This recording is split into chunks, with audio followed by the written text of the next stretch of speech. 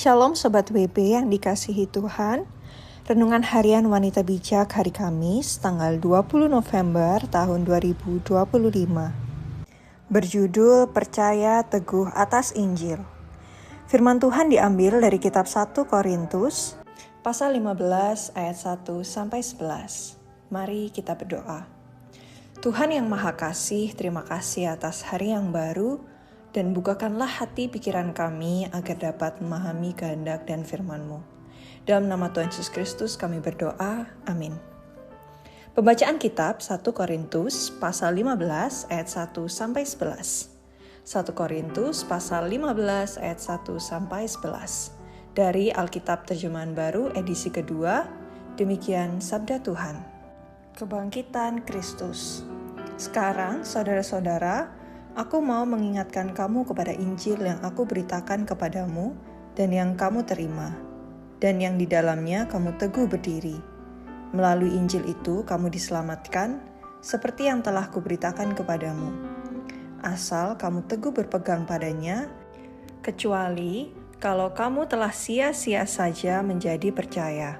Sebab yang sangat penting telah kusampaikan kepadamu, yaitu apa yang telah kuterima sendiri, ialah bahwa Kristus telah mati karena dosa-dosa kita, sesuai dengan kitab suci, bahwa Ia telah dikuburkan, dan bahwa Ia telah dibangkitkan pada hari yang ketiga, sesuai dengan kitab suci, bahwa Ia telah menampakkan diri kepada Kefas dan kemudian kepada ke-12 murid-Nya.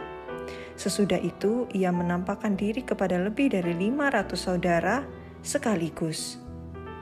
Kebanyakan dari mereka masih hidup sampai sekarang, tetapi beberapa di antaranya telah meninggal.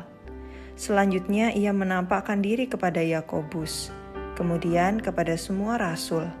Yang paling terakhir dari semuanya, ia menampakkan diri juga kepadaku, sama seperti kepada anak yang lahir sebelum waktunya. Sebab akulah yang paling hina dari semua rasul, bahkan tidak layak disebut rasul, karena aku telah menganiaya jemaat Allah. Namun, karena anugerah Allah, aku adalah sebagaimana aku ada sekarang. Dan anugerah yang diberikannya kepadaku tidak sia-sia. Sebaliknya, aku telah bekerja lebih keras daripada mereka semua. Tetapi bukan aku, melainkan anugerah Allah yang menyertai aku. Sebab itu, baik aku maupun mereka, demikianlah kami mengajar dan demikianlah kamu menjadi percaya. Demikian sabda Tuhan, berbahagialah mereka yang mendengarkan firman Tuhan dan melakukannya. Haleluya.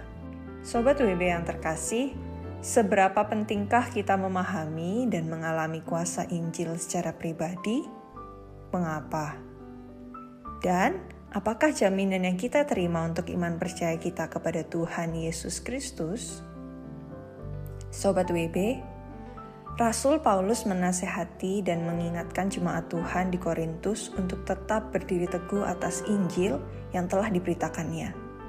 Bahwa melalui Injil ini kita diselamatkan dan menghargai anugerah keselamatan yang telah kita terima sebegitu rupa supaya kita tidak menganggap telah sia-sia saja menjadi percaya.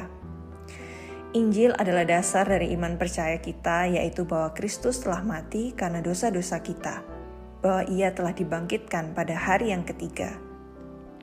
Bandingkan 1 Petrus pasal 2 ayat 24 dari Alkitab Terjemahan Baru edisi kedua. Dan bahwa Ia setelah dibangkitkannya menampakkan diri kepada Petrus dan ke-12 murid. Sesudah itu kepada banyak orang sampai dengan Yakobus dan semua rasul serta paling akhir yaitu kepada Paulus secara pribadi. Paulus sendiri melihat dirinya sebagai yang paling hina dari semua rasul, bahkan tidak layak disebut rasul karena ia telah menganiaya jemaat Allah.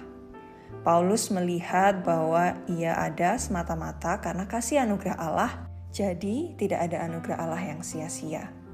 Nasihat dan peringatan ini juga ditunjukkan kepada kita untuk waspada dan iman percaya kita tidak bergeser, sehingga menganggap bahwa anugerah keselamatan dan berita Injil adalah sia-sia. Adakah kasihmu kepada Allah hari-hari ini mulai menjadi dingin? Beritakanlah Injil kepada dirimu sendiri dan kembali pegang teguh iman percayamu kepada Yesus Kristus Tuhan. Iman percayamu kepada Tuhan Yesus Kristus tidak pernah sia-sia. Sebelum kita membagikan kepada rekan dalam kelompok pemuritan tentang berkat yang kita terima dan komitmen kita, mari kita berdoa. Tuhan Yesus yang penuh dengan kasih, bangkitkan kembali semangatku dan biarkanlah hidupku menjadi kesaksian bahwa anugerah-Mu tidak pernah sia-sia. Di dalam nama Tuhan Yesus Kristus, kami berdoa. Amin. Iman percayamu kepada Tuhan Yesus Kristus tidak pernah sia-sia.